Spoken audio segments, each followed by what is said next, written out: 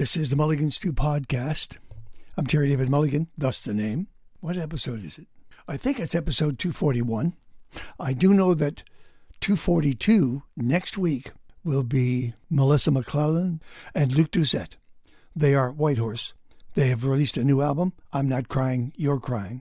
It's getting rave reviews as being a return to 70s country music. This is a pair who write and sing blues, pop, folk roots, alternative music, indie music, everything, R&B. But I think they're starting to show their roots with this country album. I'm Not Crying, You're Crying. So that's next week. Luc Doucet, Melissa McClellan on the Mulligan Stew Podcast. All right. First of all, it's January, and I started to think about Jann, and then Jann. Jann Arden's name popped into my mind. We've been friends a long time. There's two interviews I want to play for you. I'm going to combine them into one. The first one is the Juno Couch, April 2016. The Juno Couch was a couch, in fact, a Chesterfield sofa that we put out on the sidewalk in Calgary, and then just invited all the people that we knew who were nominated or presenting to join us on that couch. And at times, it was phenomenal. It was incredible. And my co-host, of course, was Jim Cuddy, as he always has been. And he brought with him Devin, his son, and we had it was fantastic. And there's a shot of all of us looking at a camera, and there's Buffy St. Marie, Tom Cochran, Ellen Doyle. It was quite an event. We found Jann Arden later that day.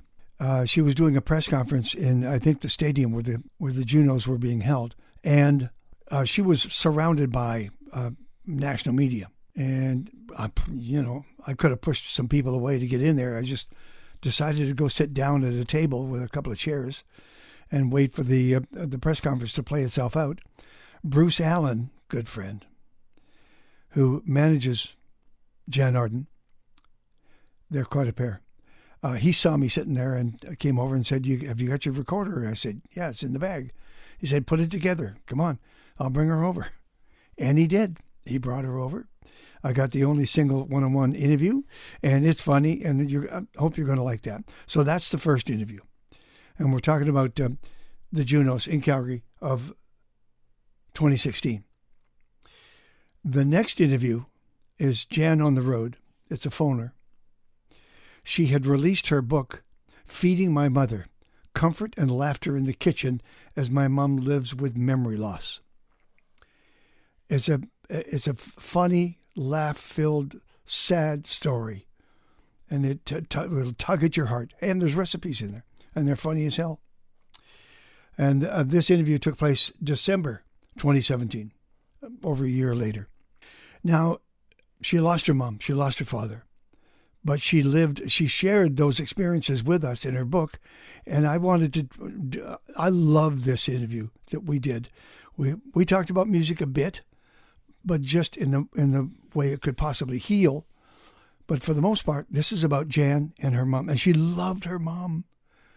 She did the most incredible imitation of her mom, punchline in concert. She always talked about her mom. So the second interview is with Jann, talking about her mother and father, and the book she wrote, Feeding My Mother, from December of 2017, that interview. Enjoy this. This is Jann Arden, up close and personal, the one and only. And welcome to the 2016 Juno Couch. Boy, that was a moment. That was pretty cool. Now, you know that John Montgomery and Jann Arden are co-hosting the Junos Sunday night, and they're way too busy to be sitting on this Juno Couch. So I went over to the Saddle Dome and was sitting there minding my own business. I wasn't stalking anyone. And Bruce Allen, who manages Jann, he said, have you got your equipment, your recording equipment? And I did. He said, put it together. And he walked over and he got Jann and he walked her over to the chair. And there's only two chairs in the whole place. Sat her down. And here's the conversation we had with Jann Arden that wasn't supposed to happen. Hello, sweetheart. Hi. What was that all about? You've got your own table over here and everything. What did they ask you? What kind of questions? They asked me what I was wearing. No. I think they're just... It was interesting. The last question I got was, why do you think there isn't as many female nominees this year? And to tell you the truth, I don't know how many of what there is, Yeah. but I think it's nothing to do with anything. I think it just is what it is. Every year is different. I just remember that you won do you won a Juno for producing one year. That is impossible. It's on What the did I list. produce? Well, I don't know. Okay, You're well, on that yourself. I didn't. Did I? Yeah, I find that very hard to believe. It must have been with Ed Cherney or something. something. Is it sad that I don't know what I won for? Yeah. I really don't. I've only lost 11 times so far, Terry. How many have you won? 8. Oh, there you go. See, this is a good balance. Here's the thing. How much of representing Alberta and the West plays into this for you? Oh, I'm absolutely an Albertan first and a Canadian second. That's just the way I feel about it. And I don't mean that. I mean that earnestly, and I mean that proudly. I've lived here all my life, and I think where I live and where I'm from, I live 5 miles from where I grew up in Rocky View County, west of the city. And it has everything to do with what I write, how I write, the content of my material, relationships that I've had, my informal education, which was limited, but just where you're from has everything to do with where you go. You have no idea the effect that you told me that story about busking in a doorway over Christmas in Vancouver, Getting punched out. Getting punched out and making ends meet, and then years later you find yourself in the Bryan Adams studio at the Warehouse, looking down on that Yep. very doorway. Yeah. So how does this then play into it? Here you are, you're going to be the co-MC of the National Music Awards of Canada, and you're the host, and you're speaking on behalf of the entire industry in Alberta. Well, I mean, I think it's amazing. I think back to 19 years ago when I hosted the Juno Awards in Hamilton. So this is my second kick at the can. So I always find that interesting. And another interesting thing is the guy that signed me, Alan Reed, who was looming about here earlier, is now the president of Caris. And, you know, I find myself, this is the heart of the Canadian industry. It is small. It seems really vast, but it is a small and mighty group of people. There's a small group of managers. There's, you know, a lot of artists. That's the one thing that I really hope that out of the Junos comes more people on the other side of the fence, more people on the technical side and the production side and the management side. I think Canadian artists are desperate of management. There's so damn many of them, and they need people to help them get to that next level. These are important. It's important for the city economically, and we need a nice little bit of sunshine here. It's been hard economically for Albertans the last 2 years. You're going to do something with Burton or sing a Burton song? Yeah, I'm doing "Break It to Them Gently," which is one of my favorites, and I'm singing it with Sean Hook. And Sean Hook opened for me 9 years ago in Penticton, and that night he got signed. So there's so many connectors, Terry. It's like, what is it, that thing, the 7 degrees of Kevin Bacon? They have to come up with the 7 degrees of TerryDavidMulligan. Or smoked bacon, something like Smoked that. bacon. I see Smoked Bruce Gouda. Allen is here. Bruce Allen. It's been a godsend to me. I've known the man for over 20 years, and we've worked together the last 10. He's the one that gets me involved in this stuff. Couldn't you get him to yell at somebody? He's been yelling all day. What are you doing? He says he's much softer than he used to be 20 years ago. I mean, obviously he's softened the edges. Let's put it that way. I His think you softened his reputation- edges. We have a lot of fun. We have a lot of laughs, and I'll tell you what, when he has to give me hell, Terry, he does. And when I get lazy and I mail things in and I'm not doing what I should be doing, Bruce will let you know. It's like, this is not for the faint of heart. By the way, last question. Kind of lost in all of this because it's a big event. Mm-hmm. Is that great music that you gave us? That's a fabulous album. Thank you very much. It's just great work. Thank you.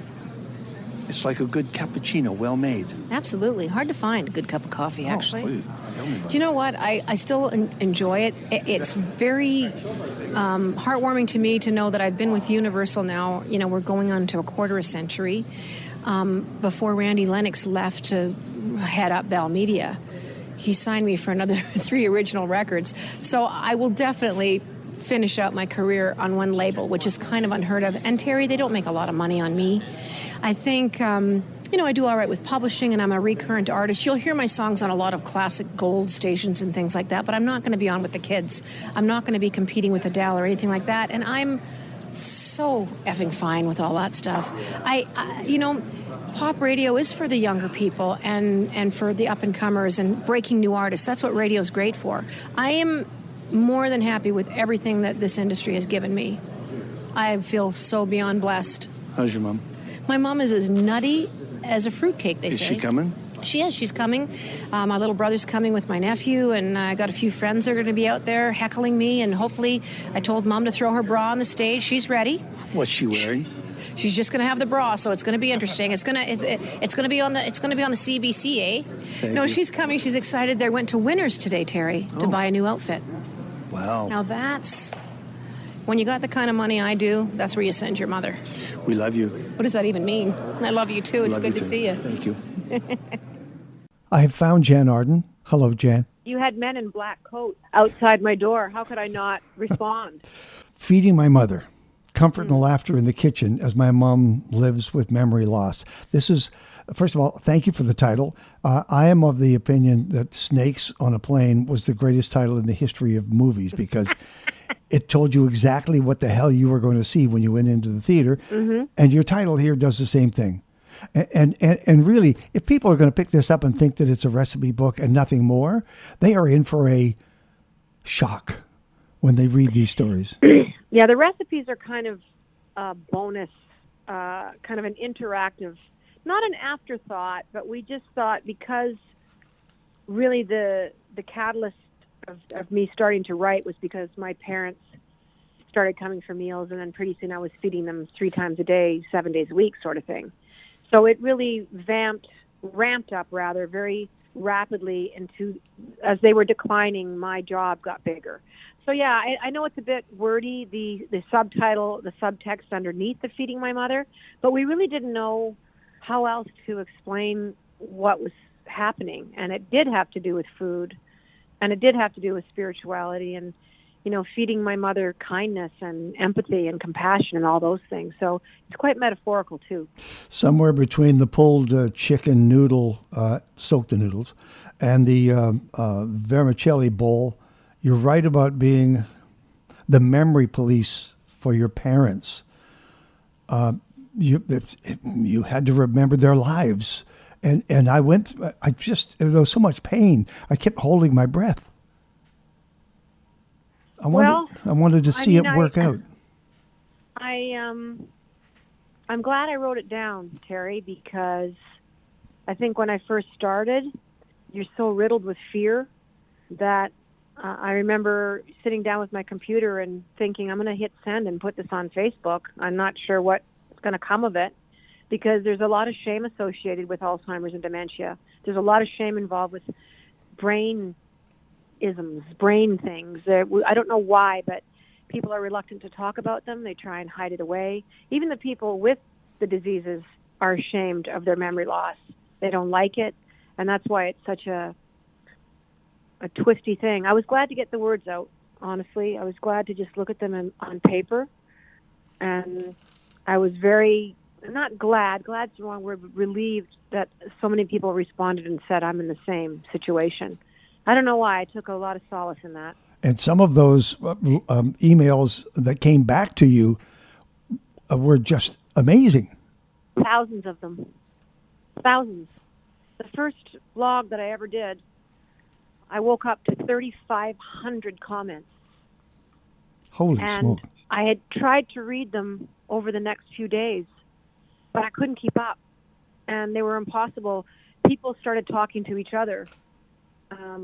So there was comments about the comments that they were making. So it was a very intricate web, and I thought, I've opened a door here, and people were just meeting each other online and talking about, what they were doing and what they weren't doing and what they thought they should be doing and how frustrating it was. But mostly it's very fear-based stuff. People are very angry and frustrated and afraid of where their future was going because this is a disease that does not get better. And it's going to get worse. It will get much worse. I've read an article today that was saying where we'll be at 2040 or 2050. It's just millions of people.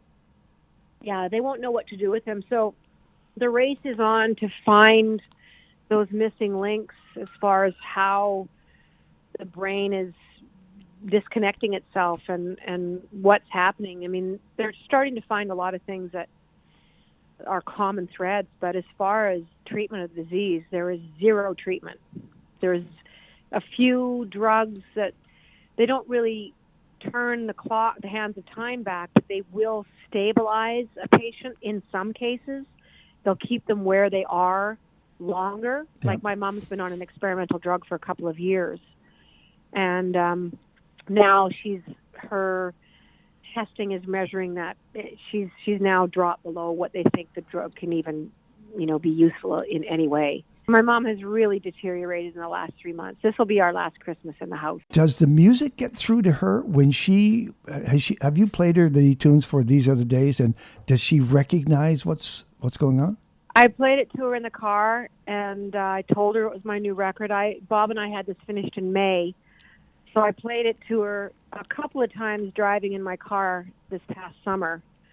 She doesn't really comment. She asked me if it was me. She goes, "That sounds like your voice." I said, "Yes." She goes, "Well, that's a nice tune. That's a nice tune." But as far as things that I've written specifically about her, there's no comment. Like, I was even nervous there's a song called "A Long Goodbye," Mm-hmm. and it's about the deterioration of her and just seeing her standing in the middle of a room, wondering why she's there, who she is, what she was doing. I can't even fathom what it must be like inside those people's heads. I know, with John, Spirit of the West, what he's been going through as a young man, and when he was still kind of able to articulate how frustrating, how scary, how dark, what a long, horrible hallway it was. It was hard to see that documentary about him. I have 3 other interviews on this show. One is Tom Wilson, the other is Alan Doyle, and the last one is Kim Clark-Champness. They all have books out. That's why I put all 4 of you together. And I was talking to Tom and Alan about the healing power of music, specifically about John Mann, because it seems to lift John's spirit now. I don't know if it will have the same effect down the road. It seems to be something that all memory loss, dementia, and Alzheimer's really... It's like the last final frontier. They will remember music, and a lot of times even Alzheimer's patients they can't feed themselves, but they can play piano. They can play a little bit on a piano from something they knew from 60, 70 years ago. My mom loves music. There's always music on in the house. And a lot of times she can say, "Well, that's Dean Martin," or that's, I'm blown away by the name she pulls out, and she can sing along. So I'm profoundly just taken aback by where she rises to, where she can step up to when music is on. Mine, it's not so much because, of course, with an original record, it's not familiar music. It's brand new. She knows it's my voice, but she doesn't know where the song is going. If she knows songs from before, then it resonates in her mind. But yeah, it's an important part of our day, very, very much so. Like all the Christmas stuff, huge. The book is called Feeding My Mother, Comfort and Laughter in the Kitchen as My Mom Lives with Memory Loss. You talk about being torn between wanting back the life that you had with them and knowing that you're doing what's best for all of you. Yeah. I mean, that's universal. Everybody gets torn like that, or would be. Yeah. Your parents made you aware of your own mortality? Very much so. And, it has crossed my mind many times that, am I going to be dealing with this kind of mental, blockades? Am I going to be dealing with this? My grandmother was exactly like my mom. My dad had dementia, but he was also a severe alcoholic for many, many years, smoked a couple packs a day and never exercised a day in his life. And he had a very specific kind of dementia. But my mom has Alzheimer's. Yeah. And my grandmother had Alzheimer's. So I'm hoping that, if I just keep going forward in my life and exercising and eating well and, really looking after myself and being active, that I can avoid it. But I don't know, Terry. It crosses my mind a lot. It scares me. I wrote something down that says, we all leave the hose on. I mean, you make a reference to the fact that somebody left the hose on, right? Oh, God. Them, right? So many times. But yeah. I fill a fish pond, and I leave the hose on, and those fish are swimming back, trying not to be part of the lawn. So, I do it. I found the channel changer in the dishwasher. Everybody does stupid things. I know, and see, this is where that part of it is all par for the course. It's like muscle memory. But the one thing that I do take solace in, if we are smart enough to have the cloud where we store billions of bits of information, pictures, emails, letters, Right. documents. Is it so far out of reach to think that the universe in all its almighty wisdom doesn't have all of my mom's memories, all of my dad's thoughts and hopes stored?